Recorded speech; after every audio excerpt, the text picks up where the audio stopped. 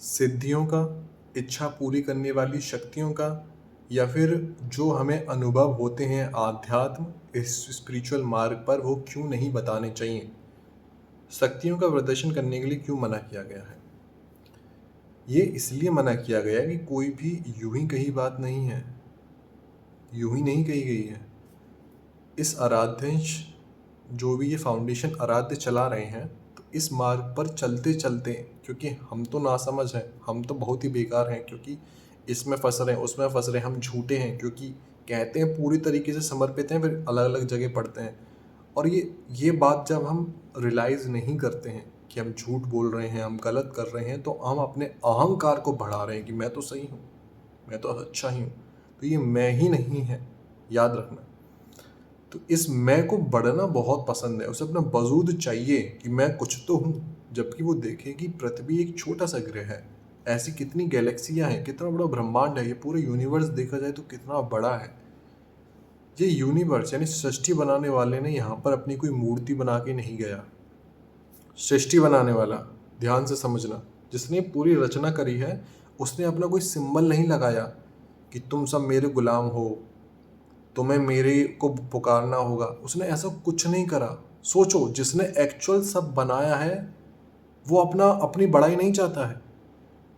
वो तो हमको एक संतान की तरह, क्योंकि उसकी रचना है, उसका सब रचा हुआ है, वही सबके अंदर है।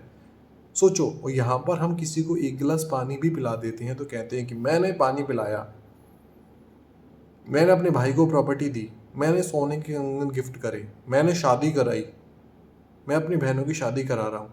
आप हो कौन? कहाँ से कमा रहे हो? मेरी कमाई है, आपकी कमाई कैसे, थोड़ा सोच के देखो।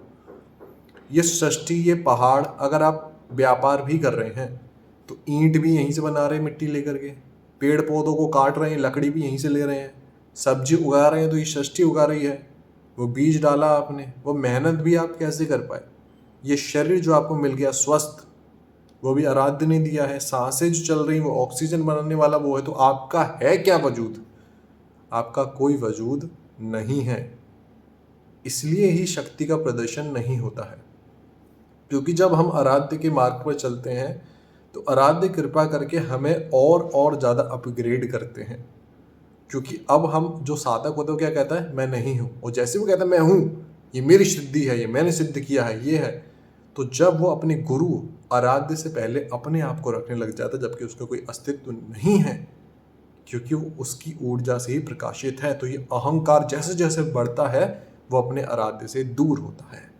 जैसा आराध्य गुरु की कृपा से हम हमेशा कह पाते हैं कि आराध्य का और आपका रिश्ता, उस आराध्य को आप कुछ भी नाम से कहें, अल्लाह कहें, जीसस कहें, वाहे गुरु कहें, नानक कहें, श्री कृष्ण कहें, राधे कहें, बाबा कहें, बुद्धा कहें, गौतम बुद्ध कहें, किसी भी नाम से आप उन्हें पुकार रहे हैं, तो जब कोई भी जीव ये जानता है कि मेरे बहुत जन्म हो रहे हैं, मैं खामखा फंस रहा हूँ, तो वो जब अपने अंदर यानी अंदर लौटता है, अंदर की यात्रा शुरू करता है, तो जितने भी ये संत हैं, समझो, हम नकारात्मक काम करते हैं, गलत काम करते हैं, तो नकारात्मक ऊर्जा खिंचती हैं। यानी हमने अपना स्वरूप कैसा बना लिया? नेगेटिव। तो हम एक एनर्जी है और एक नेगेटिव सर्कल क्रिएट करा है, तो यूनिवर्स की नेगेटिव एनर्जीज हम पर अट्रैक्ट हो रही हैं। हम पॉजिटिव सर्कल क्रिएट करते हैं, निंदा नहीं कर रहे हैं, आराध्य के मार्ग पर चल रहे हैं उनकी कृपा से। तो सभी संत, वो चाहे किसी भी धर्म के आप कह लो, क्योंकि है तो एक ही जिसकी सब उपासना कर रहे हैं, वो सभी संत आपकी तरफ अपनी कृपा देते हैं। उनकी कृपा से हमारा भजन चलता है और हम कहते हैं कि हमारा अनुभव है। हम क्या कह देते हैं? हमारा अनुभव है। तो अंदर अहंकार बढ़ता है। तो अहंकार बढ़ता है क्या है? तो हमारा अहंकार बढ़ा तो ये कृपा तो किसी और की है, वो दूर होने लग जाती है। तो जो अनुभव हो रहे हैं हमें इस मार्ग पर, वो धीरे धीरे करके अंतर ध्यान होने लग जाते हैं, क्योंकि वो किसी और की कृपा से चलते हैं। सपोज आपको आराध्य के किसी भी स्वरूप में दर्शन हो रहे हैं, हम किसी की भी निंदा कर देते हैं। अब दर्शन हुए, तुरंत जाके अपने मम्मी पापा को, समाज को, सबको बताने लग गए, अरे अरे उसने खाना खाया, अरे उन्होंने प्रसाद ग्रहण कर लिया, अरे उन्होंने ये कर लिया।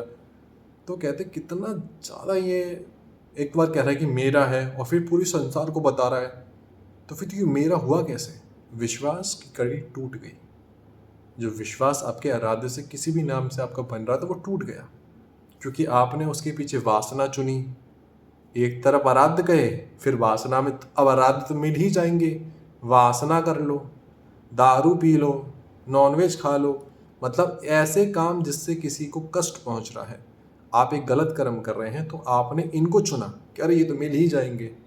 तो ये सब कामों से आपके आराध्य से आप दूर होते हो, क्योंकि मतलब आप चाहते हो आप ऐसे जियो फिर फंसो। मतलब उन्होंने तो फ्री विल दी है, प्रॉपर फ्री विल नहीं है। सोचो, ये आपकी इच्छा पे छोड़ दिया है, ठीक है।